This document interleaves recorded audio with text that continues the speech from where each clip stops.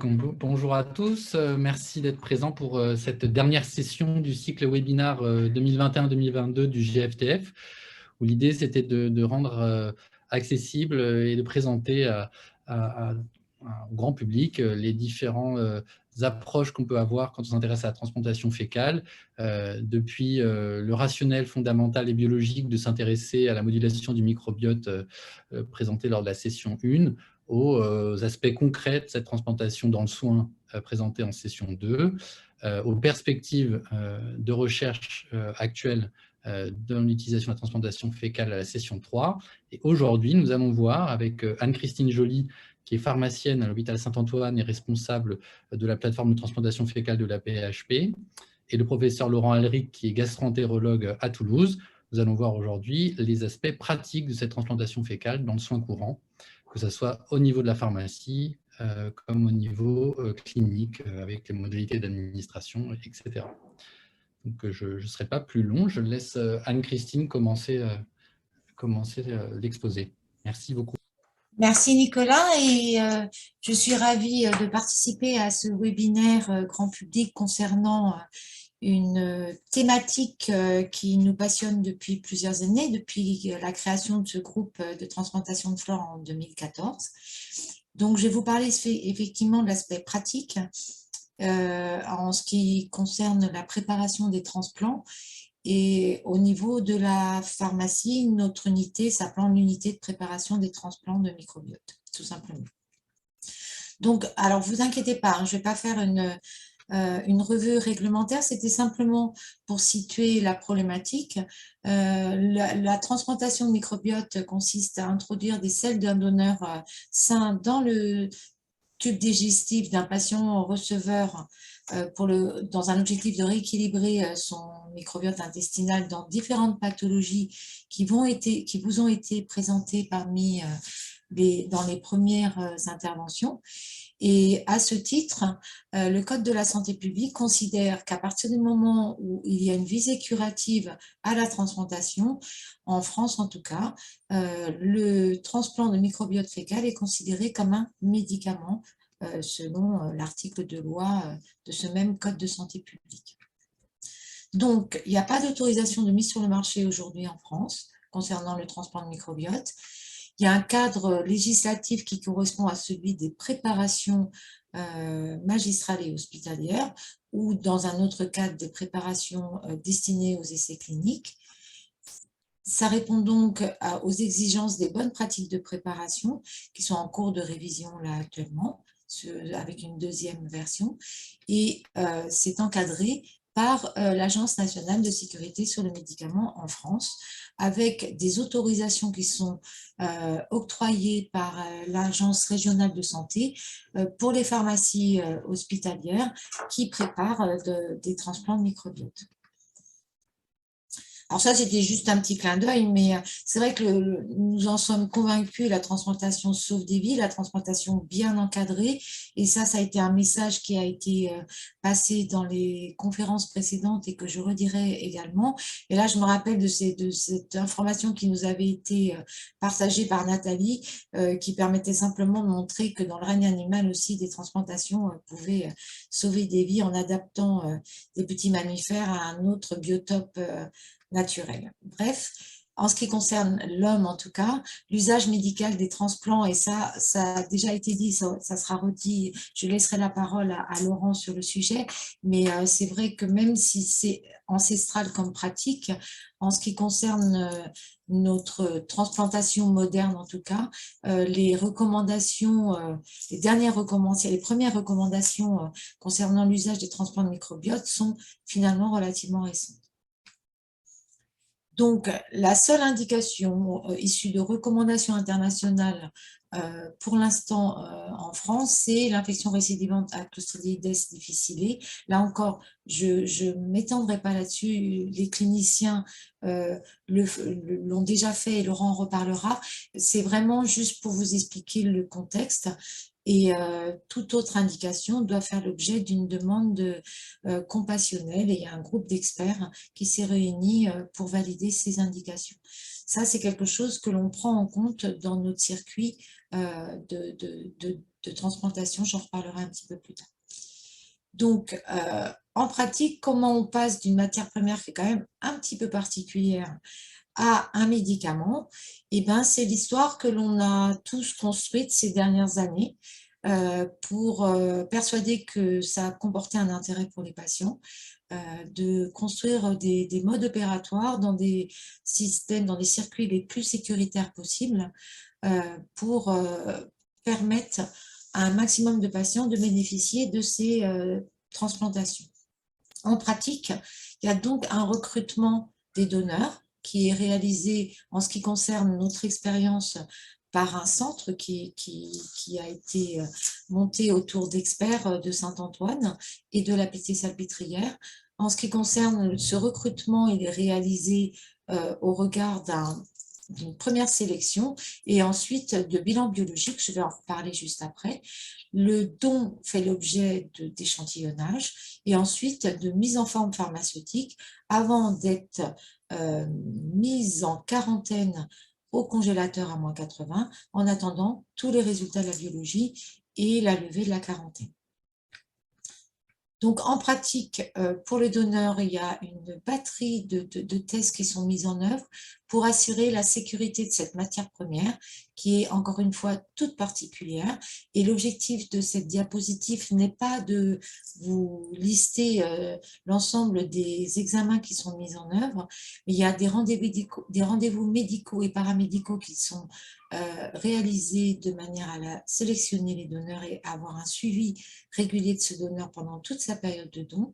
Il y a des bilans qui sont faits à l'entrée de la période de don et à la sortie de la période de don, sécurisés vis-à-vis de pathologies sous-jacentes qui pourraient avoir un impact sur le microbiote, sécurisés vis-à-vis d'un risque virologique, d'un risque bactériologique.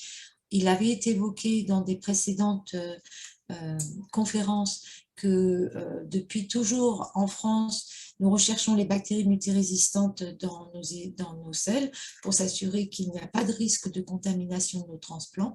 Ça n'a pas été le cas partout dans le monde et malheureusement, des patients receveurs ont été contaminés par ces bactéries multirésistantes dans d'autres pays. Donc ça, c'est quelque chose, une sécurité que l'on a en France depuis toujours. Il y a également recherche de parasites et plus récemment, vu la crise sanitaire que l'on traverse depuis déjà quelques temps maintenant et que vous connaissez tous, nous avons dû nous adapter en faisant des prélèvements supplémentaires, aussi bien au niveau nasopharyngé qu'au niveau des selles, de manière à sécuriser également vis-à-vis de ce risque de SARS-CoV-2. Donc, il y a des questionnaires qui sont mis en œuvre à la présélection. À la fin de mon exposé, je vous remontrerai une dia qui vous permet d'avoir un lien pour avoir un auto-questionnaire en ligne, savoir si vous êtes intéressé par donner vos selles dans le cadre de transplantation. Donc, ces questionnaires ont pour objectif de s'assurer que le donneur n'a pas de contre-indication à la période de don, pendant la période de don et à tout don pendant cette période-là. Les donneurs mineurs ne sont pas acceptés aujourd'hui, comme dans d'autres types de dons en France, donc y compris pour des situations pédiatriques, ce sont des donneurs adultes ce sont les transplants issus de donneurs adultes qui sont utilisés. Donc, il y a des auto-questionnaires en plus à chaque jour de don pour s'assurer qu'il n'y a pas de un événement qui serait survenu entre-temps qui pourrait contre-indiquer le don. Donc, tout ça pour vous dire que notre matière première, un petit peu particulière, elle est qualifiée grâce à une batterie de tests avant, pendant et en fin de période de don. Et à chaque étape, il y a des points clés qui permettent une sécurisation.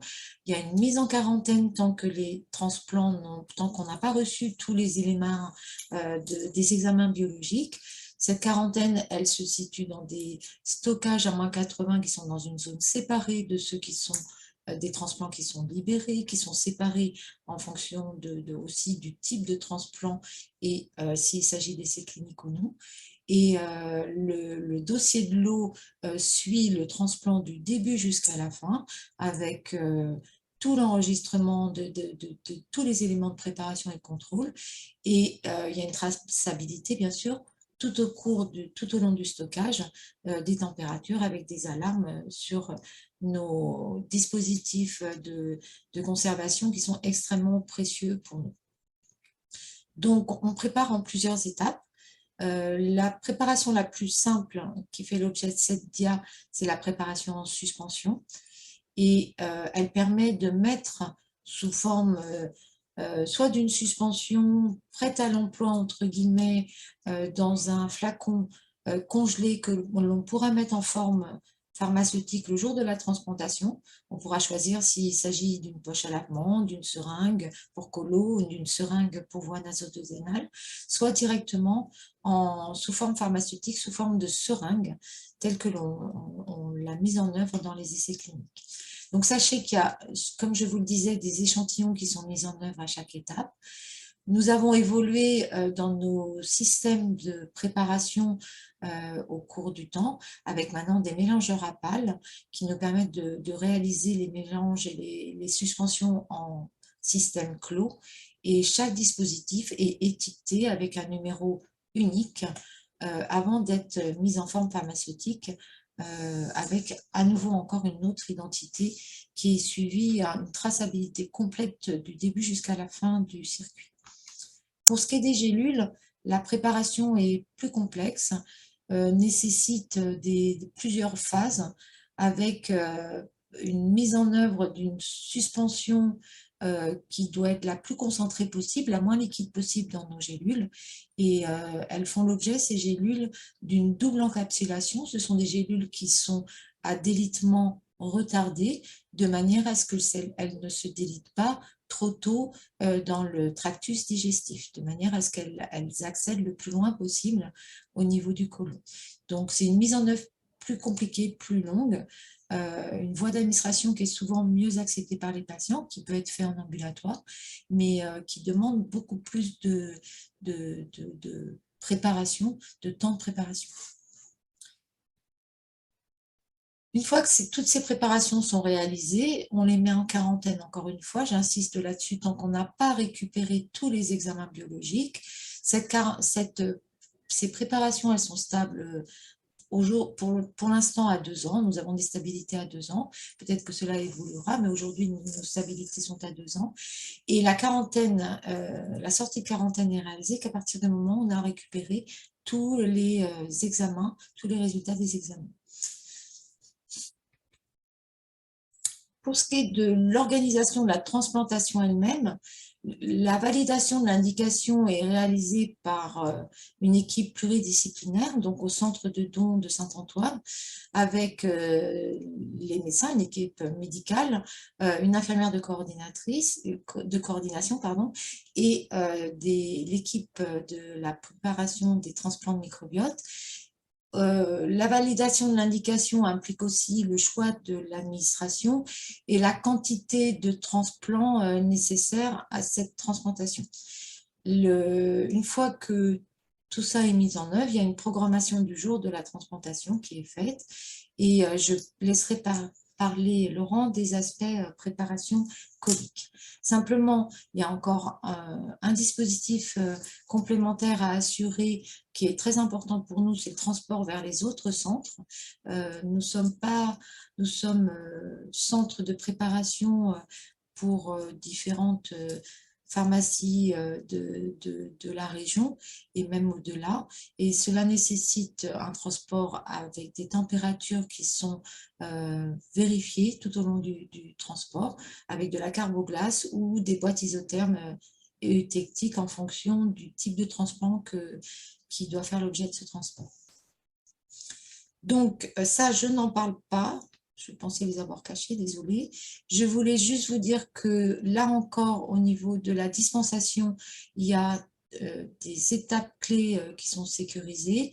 Tout est tracé informatiquement. Nous avons un logiciel dont la sauvegarde est réalisée toutes les nuits, qui permet d'avoir en permanence un lien entre le donneur et le receveur et de s'assurer, s'il y avait un besoin pour une pharmacovigilance, de déterminer quel receveur a reçu quel don. Et je vais en avoir fini assez rapidement maintenant, c'est ma dernière dia, à retenir de mes propos que le transplant n'est pas un médicament comme les autres, qu'en dehors de la seule indication qui est reconnue aujourd'hui mondialement, c'est plutôt dans le cadre d'essais cliniques que sont mises en œuvre ces transplantations, que ces préparations sont faites selon les recommandations de la NSM qui évoluent régulièrement, et que ces transplants, les difficultés que l'on rencontre au niveau de la sélection des donneurs, au niveau de la préparation, au niveau de toutes les étapes logistiques, rendent ces transplants extrêmement précieux pour nous. Et ça, je conclurai sur ma dernière dia, que vous avez déjà vu au cours des autres présentations. Si vous êtes intéressé pour donner dans le cadre du centre de Saint-Antoine, vous avez un lien là qui vous permet de faire un auto-questionnaire et de voir si vous êtes éligible aux dons pour nous aider dans le cadre de cette action. Je vous remercie de votre attention. Merci beaucoup Anne-Christine pour cette très bel exposé. Je vais tout de suite donner la parole au professeur Laurent Elric pour la suite du topo. Juste une petite information, vous pouvez bien sûr à tout moment poser vos questions sur le Q&R ou sur les commentaires. Et à la fin de la session, nous avons prévu un temps pour y répondre avec tous les orateurs. Merci.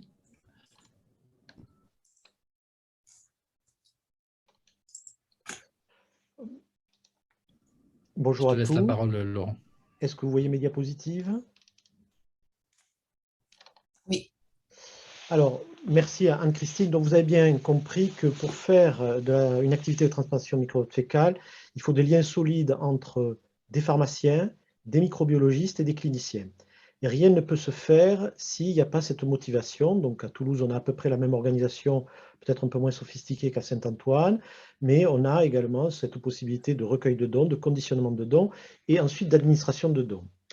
Alors, vous avez bien compris que le microbiote intestinal, c'est quand même quelque chose d'extraordinaire, puisque un être humain peut vivre tout à fait sainement avec des milliards de bactéries dans son tube digestif, des équilibres de populations bactériennes différentes les unes des autres, et que tout se passe bien. C'est assez exceptionnel parce qu'il est bien évident que si ça se passait par exemple dans un poumon ou dans des urines, eh bien, il y aurait quelques difficultés. Eh bien là, il y a cet équilibre entre les différentes populations bactériennes, mais il peut arriver qu'au cours de la vie, des événements font que cet équilibre, cette symbiose qu'il y a entre ces différentes populations bactériennes se rompe, et c'est ce qui crée la dysbiose, et la dysbiose est source de maladies. Alors pourquoi on a cette dysbiose? Eh bien, il y a tout un tas d'événements. Ne serait-ce que le mode d'accouchement, un accouchement par voie basse ou un accouchement par césarienne, eh bien, n'a pas du tout, je dirais, le même contexte pour le nouveau-né entre l'extérieur, puisque c'est le premier passage à l'extérieur d'un nouveau-né, s'il a eu un accouchement normal ou s'il a eu un accouchement par césarienne. Et puis ensuite, vous avez tout un tas d'événements qui vont être la prise d'antibiotiques, le type de régime que l'on fait, si on est fumeur ou pas fumeur, si l'on vieillit, qui vont petit à petit modifier notre microbiote qui ne va pas être le même que celui que nous avions lorsque nous avions 1 an ou 2 ans. Alors, pourquoi la transplantation microbiote fécale est venue aux soins? Moi, je dis, il y a la théorie du jardinage. La théorie du jardinage, c'est la suivante, c'est-à-dire que quand vous avez une pelouse, pour ceux qui sont un peu jardiniers, on a labouré, on a semé sa pelouse et elle est formidable, c'est la diapositive du haut, c'est ceci. Puis on a fait quelques erreurs conceptuelles sur l'entretien de sa pelouse, où il y a eu une sécheresse, et vous avez finalement une terre battue. Mais l'année suivante, au printemps suivant, eh bien, il va pleuvoir, il y a des graines qui vont se ressemer, et vous allez avoir une nouvelle pelouse, mais qui ne va pas être du tout la même que celle que vous aviez originellement, c'est-à-dire qu'il va y avoir des herbes folles, il va y avoir du chien-dent, il va y avoir des mauvaises herbes. Et alors là, vous avez plusieurs possibilités pour résoudre le problème. La première, c'est de donner de l'engrais. C'est-à-dire, on met de l'engrais, ça marche ou ça ne marche pas, c'est ceci. Ou alors, vous ressemez des graines, c'est-à-dire des probiotiques, mais bon, ça marche pas, c'est-à-dire vous avez des préparations, vous avez des yaourts au bifidus, par exemple, qui peuvent essayer de rééquilibrer votre flore. Vous avez les probiotiques que vous savez qui sont commercialisés en pharmacie, qui valent souvent fort cher et qui ne sont pas souvent la solution à vos problèmes. Et puis après, vous avez la théorie du rouleau. Le rouleau, c'est au Stade de France, lorsqu'il y a eu un match de rugby, on espère que le Stade Toulousain sera encore une fois finaliste de la Coupe d'Europe et du reste, et du championnat, et vous arrivez avec une pelouse, avec des rouleaux, que vous étendez sur votre pelouse qui a été décapée, et vous avez d'emblée une pelouse qui est nickel. Et c'est un petit peu la solution avec la transplantation microbiote fécale. Alors, la transplantation microbiote fécale, c'est quelque chose d'ancien. Et les Chinois, dans la médecine traditionnelle, avaient déjà consacré une partie de leur activité médicinale en disant qu'ils s'étaient aperçus que des patients qui avaient une diarrhée qui était probablement infectieuse, eh bien, étaient améliorés lorsqu'on leur faisait ingérer des sels de sujets sains. Et dans la médecine traditionnelle chinoise, c'était très souvent des sels qui étaient issus d'enfants et d'adolescents, probablement par pureté ou des choses qui s'en rapprochent, et ils utilisaient, y compris dans des données assez récentes du XVIe siècle, sur la transplantation microbiote fécale, qui était l'ancêtre de celle que nous pratiquons aujourd'hui. Il ne faut pas oublier le grand Félix Herrel, qui était un disciple de Pasteur, qui lui avait mis en avant la phagothérapie, et les phages sont des virus associés aux bactéries, et on dit que Félix Herrel avait utilisé lui-même la transplantation microbiote fécale pour soigner le choléra, et c'était une sorte de transplantation fécale, même si elle n'était pas tout à fait celle que nous pratiquons aujourd'hui. Puis ensuite, il y a eu des cas cliniques, c'est-à-dire qu'un cas clinique en médecine, c'est quand on rapporte une observation ou deux de transplantation microbiote fécale pour soigner une maladie. Et puis les choses se sont accélérées à partir de l'utilisation de la transplantation microbiote fécale dans le soin courant, c'est-à-dire dans l'infection à Clostridium, qui est une maladie un peu particulière, qui est souvent déclenchée, mais pas toujours, par la prise d'antibiotiques. Et vous comprenez très bien que si vous prenez des antibiotiques parce que vous avez une angine, une bronchite, eh bien, ça va effectivement traiter la bactérie qui est responsable de votre bronchite ou d'autres pneumopathies, mais ça va également détruire toutes les bactéries qui sont sensibles à cet antibiotique et qui sont présentes dans votre microbiote intestinal.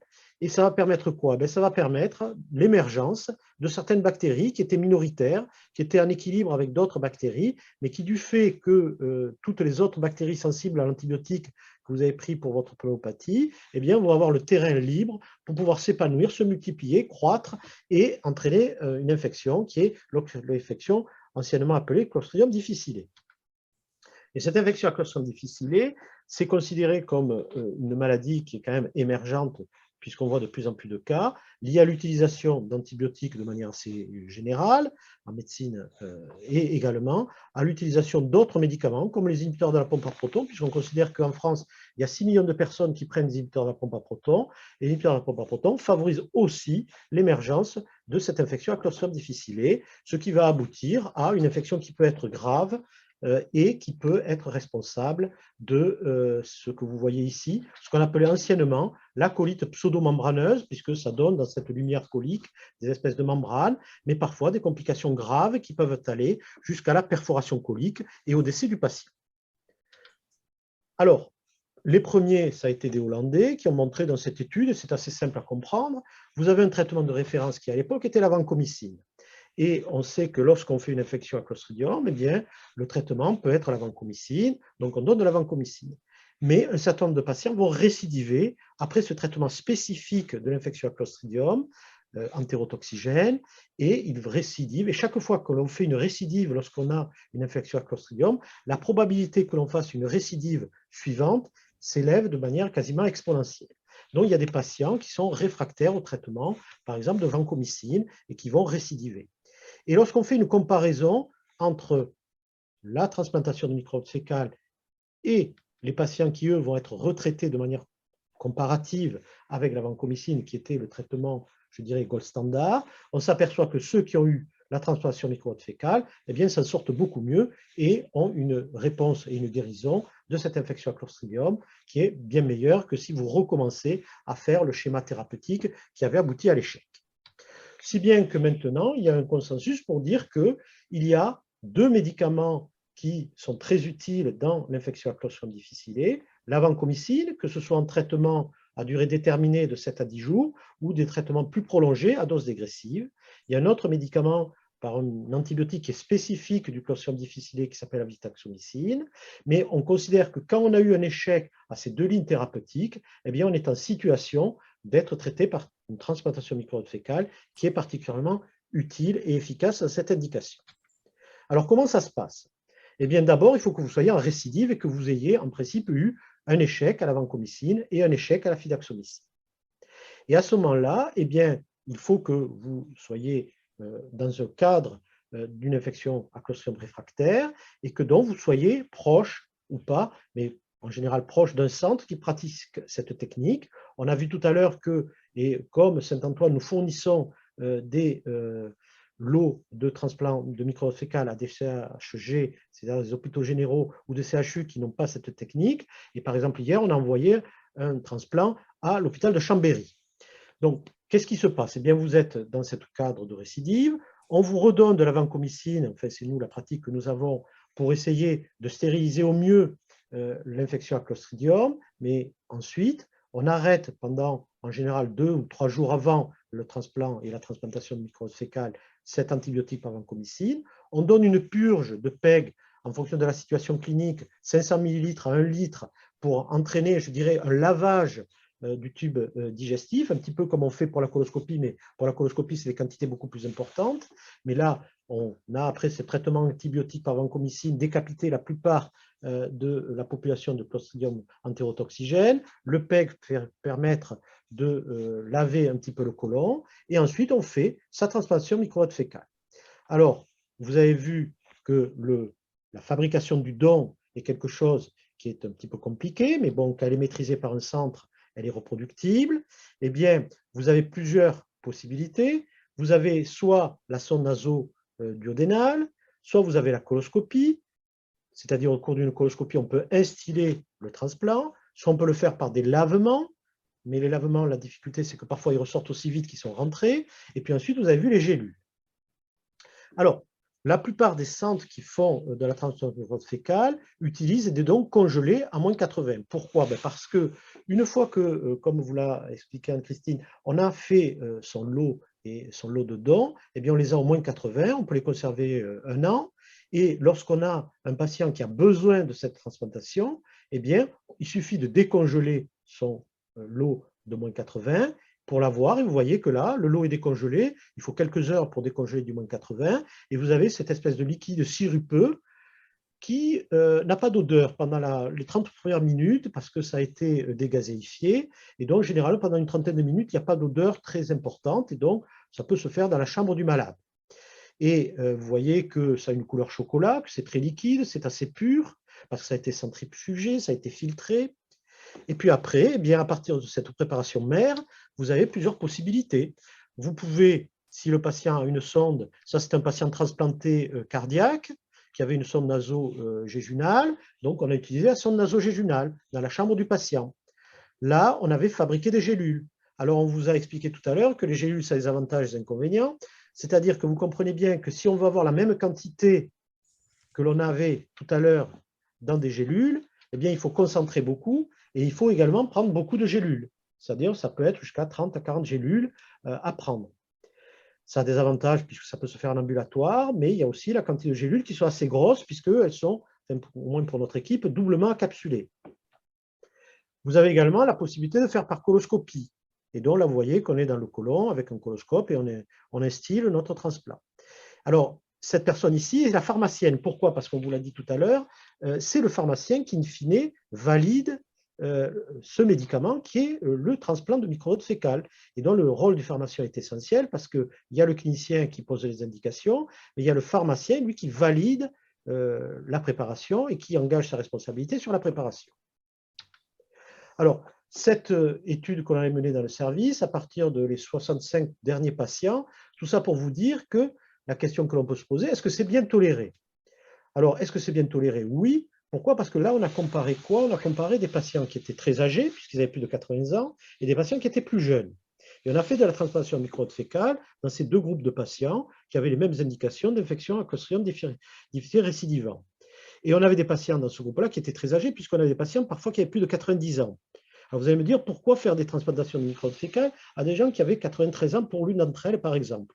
Bien parce que cette personne était dans une EHPAD, qu'elle avait une diarrhée profuse, que l'infection à Clostridium est considérée comme une infection nosocomiale et que la direction de cette EHPAD avait dit qu'il voulait exclure et restituer à la famille cette pauvre personne âgée qui était à plus de 80 ans et qui ne pouvait plus rester en EHPAD. Et donc, on nous a demandé de faire parce qu'elle avait eu un échec à plusieurs lignes de traitement. Eh bien, ça s'est très bien passé. 2 ans après, puisqu'on a un recul de 2 ans, elle est toujours vivante.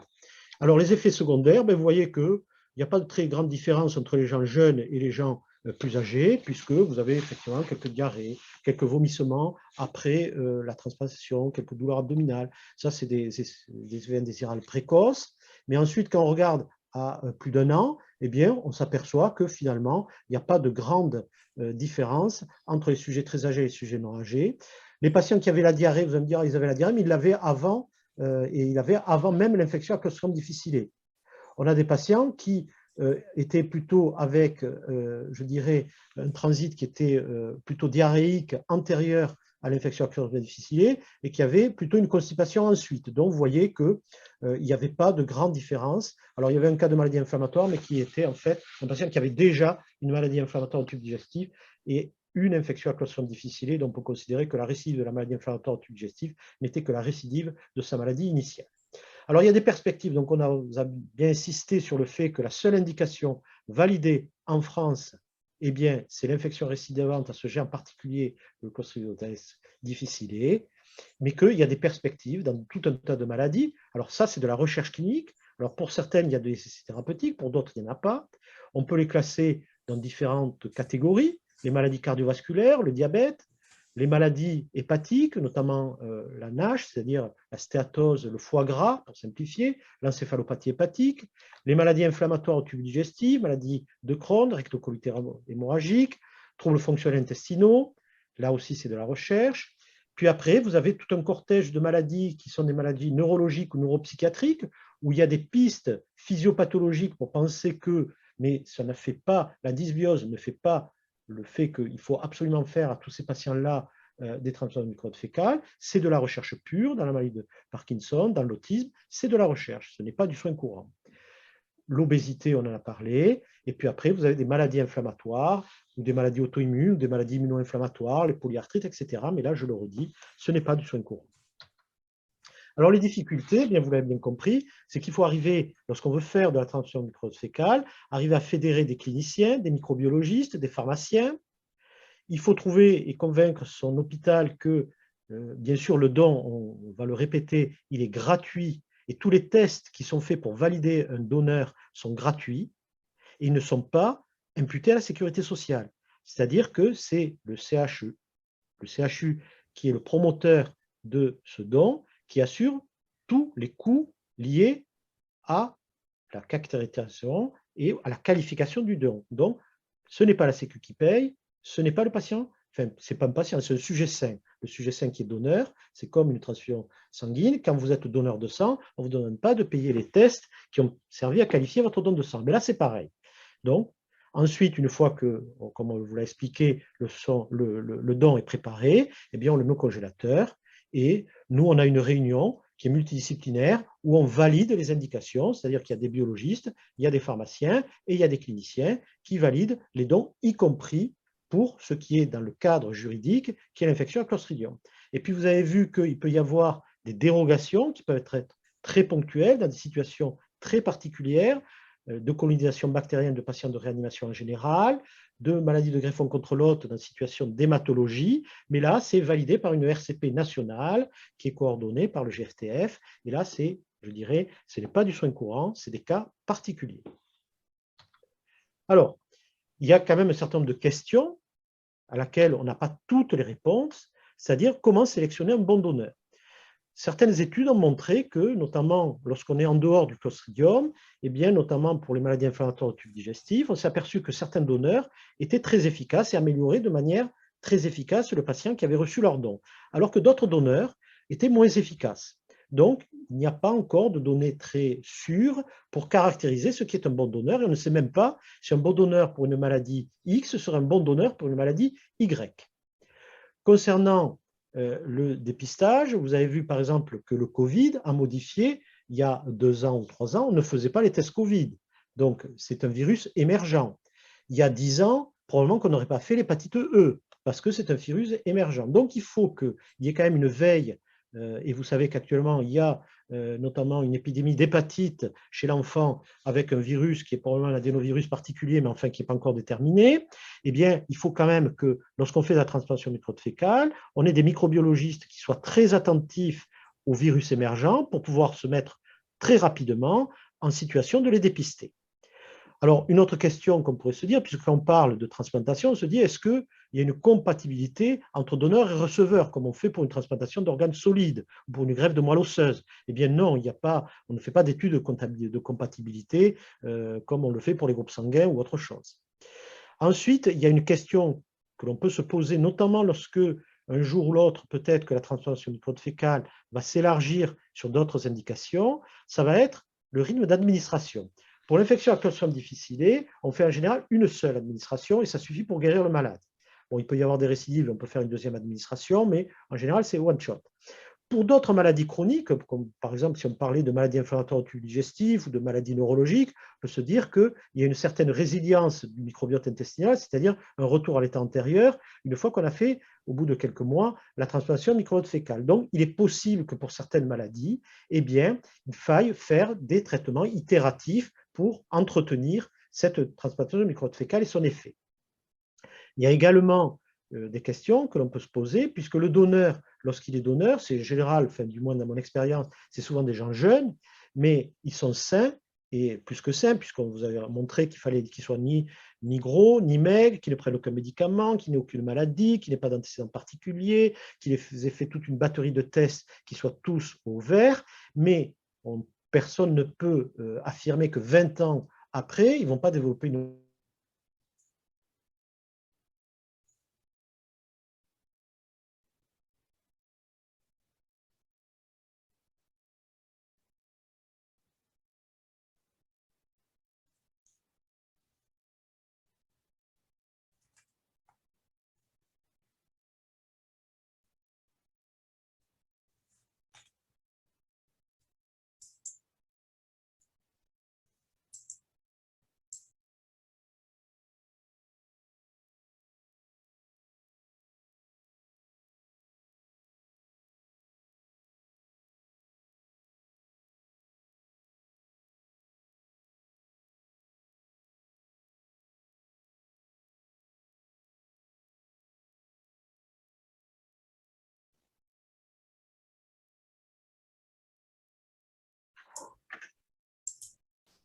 Je pense qu'on a un petit problème de connexion. On va attendre 1 minute que Laurent Alric se reconnecte. Et puis sinon, on va prendre les questions. On va peut-être déjà commencer à prendre des questions éventuellement.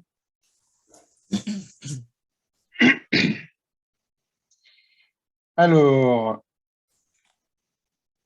je ne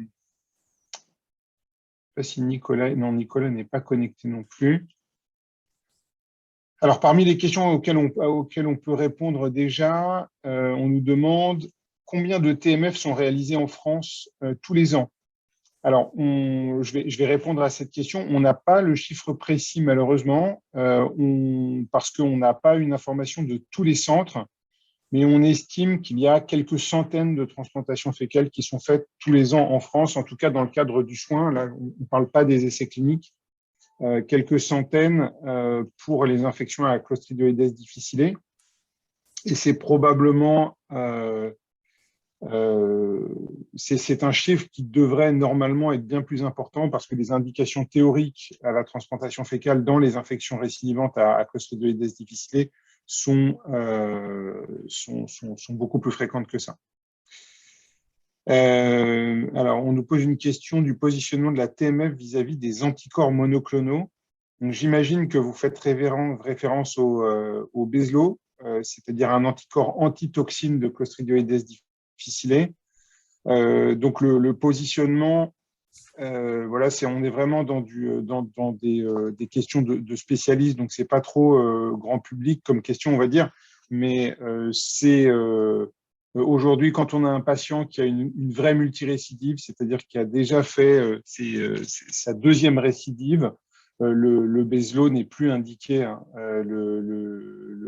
Là, on est vraiment sur la transplantation fécale. Avant la deuxième récidive, ça peut se discuter, bien qu'en France, je ne suis pas persuadé qu'il y ait une énorme utilisation de ce médicament, mais en tout cas, à partir du moment où on est sur une deuxième vraie récidive, c'est trop tard pour les anticorps monoclonaux, et là, il faut passer à la transplantation fécale.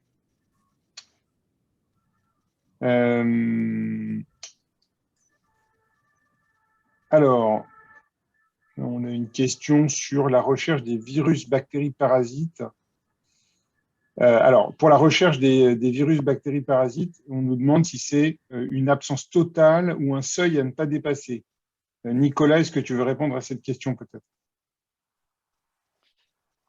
Alors, on pourrait, oui, donc ce qu'on utilise, ce sont les tests standards en test diagnostic. C'est-à-dire que c'est les tests qu'on utilise pour le soin courant, pour détecter une maladie hépatite B, une sérologie VIH, etc. Donc, ce sont toujours les tests standards recommandés. Après, en fonction des tests, tout test a un seuil de sensibilité qui est inhérent à sa technique et qui a été validé au moment où le test a été reconnu comme possible pour éliminer ou diagnostiquer telle ou telle maladie. Donc, il y a toujours des seuils qui sont définis dans la réponse à un test, mais ces seuils sont standards et sont ceux qu'on utilise dans le soin courant. Donc, ce n'est pas une faible quantité, c'est oui ou non par rapport aux tests standards pour les pathogènes, les différents pathogènes testés. Après, pour aller dans le sens de ce que dit Nicolas, c'est vrai que c'est très compliqué parce que là, on travaille sur un prélèvement humain qui est par définition non stérile. Donc, c'est évidemment pas du tout pareil que de travailler avec, par exemple, du sang ou d'autres types d'échantillons biologiques. Donc, ça complique quand même pas mal les choses. Donc, par exemple, si on prend l'exemple du Clostridium difficile, Clostridioides difficile, avec les tests standards, on peut ne pas trouver du Clostridium difficile alors qu'il est présent à des taux extrêmement faibles. Donc, voilà, il y a quand même encore beaucoup de choses à développer, notamment sur les tests à réaliser chez les patients. Est-ce qu'il y a des seuils à ne pas dépasser ou pas? Mais c'est un champ qui est encore très exploratoire. Il y a une question pour Anne-Christine sur la préparation des gélules. Est-ce qu'on congèle la TMF sous forme de gélules à moins 80 ou est-ce qu'on fait le contraire, c'est-à-dire que finalement on fait les gélules au dernier moment? Alors non, on congèle les gélules pour des raisons purement pratiques et notamment du fait qu'on doit pouvoir les envoyer loin en France. Donc, il faut pouvoir assurer jusqu'à l'administration un produit qui ne soit pas détérioré. Les gélules à température ambiante, ça dure 4 heures après, elles se délitent. Donc, pour pouvoir aller jusqu'au patient, surtout que bien souvent dans les schémas thérapeutiques, il y a un J1 et un J2, donc il y a une administration de 15 gélules à 24 heures d'intervalle, on est obligé de transmettre des transplants congelés. Et comme il n'est pas possible de congeler et recongeler, donc on se débrouille pour les congeler dans des gélules. Ça, c'est connu depuis déjà quelques années, ça se pratique depuis quelques années. Les patients absorbent assez facilement finalement des gélules qui viennent de sortir tout juste du congélateur quelque part. En un quart d'heure, ça peut être avalé sans aucun souci. Oui, c'est sûr que les gélules, elles sont assez pratiques, notamment quand on doit envoyer des préparations à des collègues qui n'ont pas forcément l'habitude. C'est vrai que c'est assez facile l'utilisation de gélules, mais ce n'est pas la panacée, comme ça a été dit, hein, parce que si on a, par exemple, une personne âgée qui a du mal à avaler, là, il faut avaler quand même un nombre de gélules important et c'est des grosses gélules, donc ça peut être parfois compliqué. Donc vraiment, le mode de transplantation fécale, la voie d'administration, on l'a défini au cas par cas en fonction du patient. Et comme le disait Laurent, on n'obtient pas la même quantité de sels natifs dans 15 gélules que l'on en a dans une transplantation par voie rectale, par voie colique ou par voie nasododénale. On arrive à avoir des quantités plus importantes par suspension. Donc, il y a une question. C'est de l'ordre du simple au double. Hein. Pour vous donner une idée, donc, en fonction de l'indication, on ne va pas forcément choisir la même voie d'abord. Nicolas, une question. Y a-t-il une efficacité supérieure des gélules par rapport aux autres administrations rectales? Est-ce que les gélules sont mieux que les autres voies d'administration en termes d'efficacité? Non. Et alors, la réponse, dans la suite de ce qu'on vient de dire, la réponse est non en termes d'efficacité supérieure pour deux raisons. La première raison, c'est que pour l'instant, les études qui sont intéressées à l'efficacité de la gélule, c'est surtout des études de non-infériorité. Et il n'y avait pas d'éléments suggérant une efficacité encore plus importante. D'autre part, aujourd'hui, se pose la question donc, de nouvelles indications potentiellement de la TMF. Et autant dans l'infection à Clostridioides difficile, des quantités relativement faibles de sels peuvent suffire à traiter les patients. Donc, pour vous donner une idée, pour donner des chiffres, pour avoir des ordres de grandeur, on est de l'ordre de 25 grammes d'administration d'équivalent de sels natifs dans les gélules, et c'est plutôt 50 grammes avec un lavement ou d'autres préparations. Donc, cet aspect quantitatif peut jouer un rôle possiblement dans les autres indications qui sont encore en cours d'évaluation. Et enfin, il y a un élément très important dans le choix et qui guide notre réflexion au quotidien, c'est la tolérance et l'acceptabilité de la voie d'administration. C'est-à-dire que l'important, c'est que la transplantation fonctionne. Ça veut dire que pour un lavement, que le lavement soit tenu, que pour une administration par gélule, l'ensemble des gélules puissent être avalées, et que pour une sonde nasogastrique, on puisse poser la sonde correctement et que celle-ci soit bien tolérée le temps de la transplantation.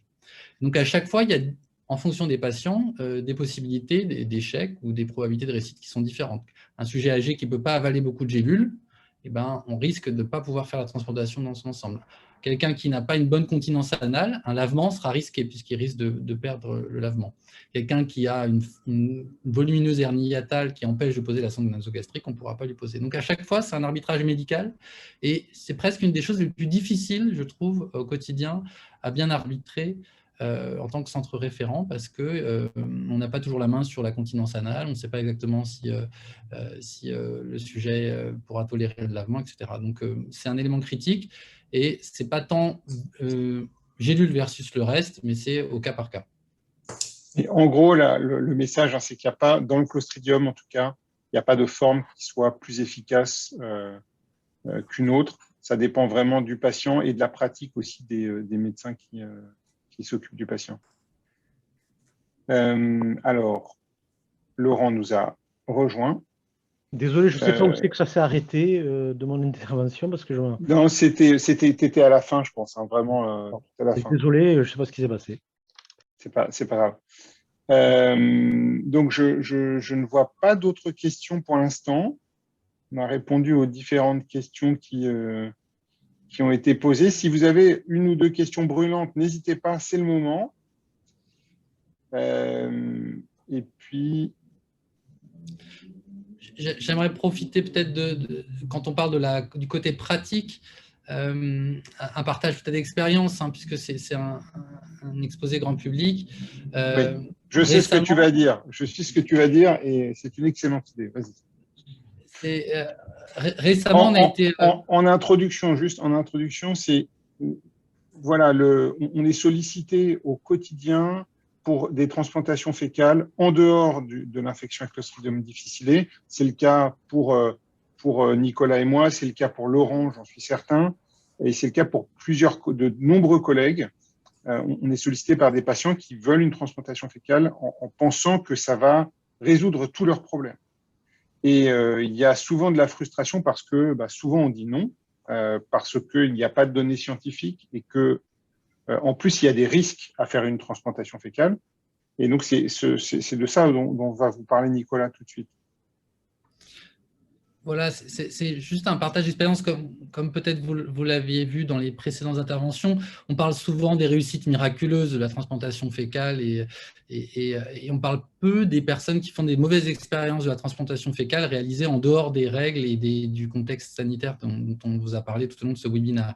Et récemment, on a eu le témoignage d'une patiente qui avait des troubles digestifs, notamment dans les suites d'une infection intestinale, qui, alors qu'il n'y avait pas d'indication qui avait été retenue après consultation de centres experts, a quand même réalisé cette transplantation dans un centre privé en Europe de l'Est, et qui dans les suites, alors que finalement ses symptômes s'étaient amendés au moment de la transplantation, a développé une symptomatologie très, très importante au niveau des troubles fonctionnels digestifs, de douleurs abdominales, etc., sans qu'on puisse bien savoir le pourquoi du comment, mais c'est une expérience de transplantation sauvage, dans des conditions en dehors des cadres établis, qui a des conséquences très importantes sur la qualité de vie et sur la santé des patients. Donc, encore une fois, si on insiste très lourdement sur l'idée que seule l'indication dans le cadre de l'infection récidivante à cette difficile est aujourd'hui à réaliser, que le reste, ce sont des essais, c'est parce qu'on sait que, comme tout traitement, il peut avoir des effets secondaires, et des effets secondaires suffisamment importants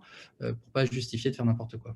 Je voudrais rebondir sur cette thématique parce qu'il y a à la fois la transplantation microbiote fécale qui doit se faire dans les règles, mais il y a également maintenant un certain nombre de, c'était la fin de mon exposé, de laboratoires de biologie, qui soient en France ou à l'étranger, qui font des analyses du microbiote, qu'ils facturent fort cher, qui vous rendent un compte-rendu où il y a 10 pages avec des élucubrations sur une interprétation parce que vous avez plus de firmicutes, moins d'autres bactéries, et en vous disant que vous avez plutôt un profil inflammatoire, et qu'ils peuvent bien sûr le corriger, en vous vendant fort cher également, non remboursé par la sécurité sociale, à la fois l'analyse de votre microbiote, mais également des compléments alimentaires qu'ils vont vous vendre, avec un rationnel qui est proche de 0, voire de moins 0.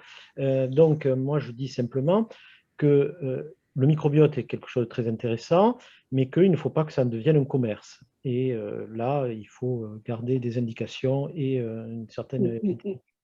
Pire qu'un commerce, hein, une arnaque. Hein. C'est vraiment, je pense qu'on peut parler de ce mot-là. Hein. Il y a des laboratoires hein, qui ont pourtant pignon sur rue et qui vous vendent des analyses, comme le disait le professeur Alric, qui n'ont strictement aucun intérêt ni pour vous ni pour votre médecin. Le seul intérêt, c'est de vous vider les poches, rien d'autre. Et donc ça, c'est vraiment extrêmement embêtant parce que, voilà, quand on est un patient, on n'a pas forcément cette information, on espère quelque chose. Et moi, ça m'est arrivé un grand nombre de fois de voir des patients qui m'amenaient ce type d'analyse, qu'ils avaient payé parfois 500 €, 600 €, et de le mettre à la poubelle directement devant eux. Et c'est vrai que c'est dommage. C'est vrai que c'est dommage. Donc, c'est un message effectivement très important que le professeur Alric vous a donné. Il y a une dernière question. Oui, il y a une question sur une étude économique d'une forme galénique par rapport à l'autre. Et je crois que la réponse est non. Non, mais on s'y intéresse bien sûr, ne serait-ce que dans le cadre de la sous-traitance. C'est vrai que les gélules sont plus chères à produire, mais il y a un gain, étant donné que ça peut être fait en ambulatoire, en termes de prise en charge hospitalière. Mais en tout cas, la forme galénique, sachant que nous utilisons des gélules qui sont recommandées par la pharmacopée, qui ont une qualité particulière, sont beaucoup plus onéreuses à produire aujourd'hui que les suspensions. C'est un peu particulier parce que c'est un statut de médicament, comme vous l'avez expliqué, mais généralement, un médicament, il a un prix. Eh bien là, non, il n'y a pas de prix fixé et on code, vous savez qu'il y a ce qu'on appelle la tarification à l'activité, c'est-à-dire qu'on code une maladie, c'est-à-dire qu'on va coder une infection récidivante à Clostridium, mais on ne va pas coder et donc la sécurité sociale va rembourser le fait que vous êtes pris en charge pour une infection récidivante à Clostridium, mais pas la transplantation microbiote fécale. Dernière question, et on va s'arrêter là. C'est une question sur, en gros, pourquoi est-ce qu'on n'utilise pas la transplantation fécale dans des maladies potentiellement incurables, et notamment, on nous parle de sclérose latérale amyotrophique. C'est évidemment une question qu'on nous pose souvent. Moi, je vais vous donner ma réponse personnelle que j'ai donnée à de très nombreuses reprises. Je comprends et moi, je suis tout à fait d'accord pour aider un collègue à monter une étude sur la sclérose latérale amyotrophique. Seul problème, c'est que là, les gens que vous avez en face de vous, on est des gastro-entérologues. On ne connaît strictement rien à cette maladie, ou à peine et probablement moins que vous. Donc, on a besoin, comme dans n'importe quelle maladie, qu'un spécialiste de la maladie veuille monter une étude. Et à ce moment-là, on sera tout à fait d'accord pour aider ce collègue à faire cette étude. Mais ce qu'on ne peut pas faire, c'est faire l'étude nous-mêmes. Encore une fois, on est gastro-entérologue, on ne connaît absolument rien à l'évaluation de cette maladie. Et on ne peut pas non plus faire des transplantations sauvages sur lesquelles il y a des risques, comme le docteur Benech vous l'a dit juste avant. Donc, voilà. En tout cas, on vous remercie pour votre présence, vos nombreuses questions. Et donc, on vous dit à bientôt, peut-être pour des prochains séminaires. Au revoir. Merci beaucoup. Au revoir. Merci. Au revoir. Au revoir.